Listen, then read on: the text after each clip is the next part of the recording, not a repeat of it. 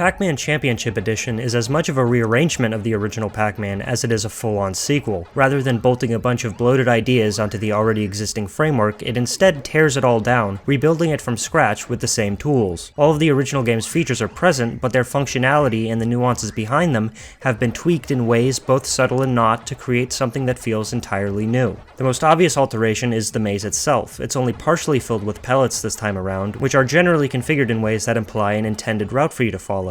Eating every dot on one half of the screen spawns a bonus fruit on the opposite side of the screen, which when collected refreshes the empty portion of the map with new pellets and new level geometry. This gives the game a substantially quicker pace and allows you to seamlessly glide across the map as you follow the path laid before you. The catch is that the Ghost AI is ruthless and will knock you off your intended course at every opportunity. This causes some friction with the game's other addition to the formula, the time limit. Each playthrough begins with 5 minutes on the clock, and there's no way to halt or slow that countdown once it's started. This is the one aspect of the game that has never really sat right with me.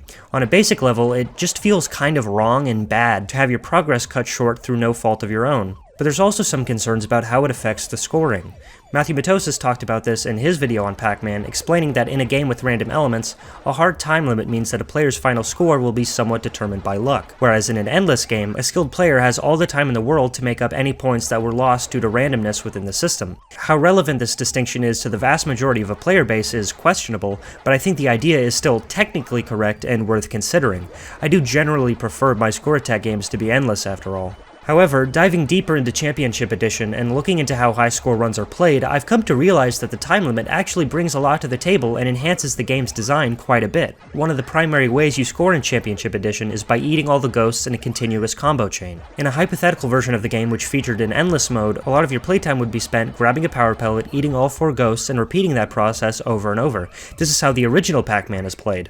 One of the stipulations for scoring a perfect game is that you eat every ghost every time you eat a power pellet, but this is not how Championship Edition is played, and it's all the more interesting because of it. Since you're working under a hard time limit, going too far out of your way to eat a ghost is heavily discouraged.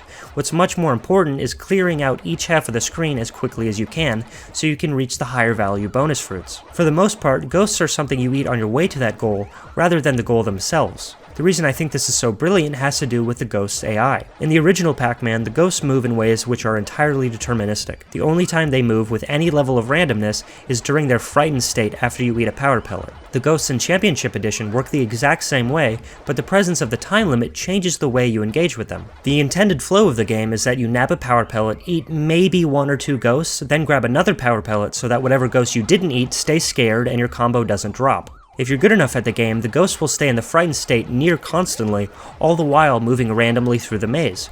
Eventually, power pellets become spread so far apart that dropping the combo is pretty much inevitable.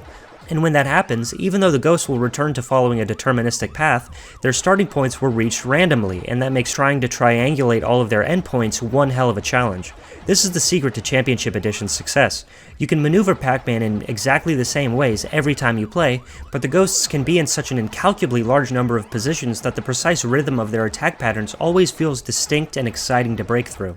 You'd think this level of randomness would be super detrimental to score runs and make every player's results far too erratic. But this doesn't really seem to be the case. If you actually look at top-level runs, these players reach the same point thresholds at nearly identical parts of the playthrough, at nearly identical points in time, and in nearly identical ways too.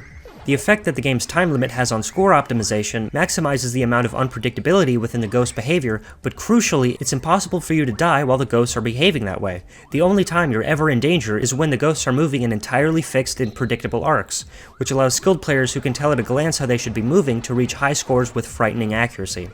The way that all these systems complement each other is honestly really beautiful. Delicate too. All of the follow-ups to this game got the balance way off. Both Championship Edition DX and Championship Edition 2 featured a ghost train mechanic which necessitated that power pellets be given out much less frequently, thereby removing the player-dictated push and pull of the original, resulting in a game where you brainlessly follow a preset path until the game decides it's time for you to eat things now. And for as faithful to the original as the NES remake of Championship Edition is, it still increased the duration of the power pellet's effects, making it way too easy to keep a combo chain going for minutes at a time. All of these missteps are really a testament to just how perfectly crafted Championship Edition is. Like all great arcade games, it creates depth and excitement through a strong set of interlocking variables and conflicting priorities. It's also a good reminder that even something as outside of your control as a timer ticking down across the screen can still reshape those priorities and dramatically enrich the experience of play.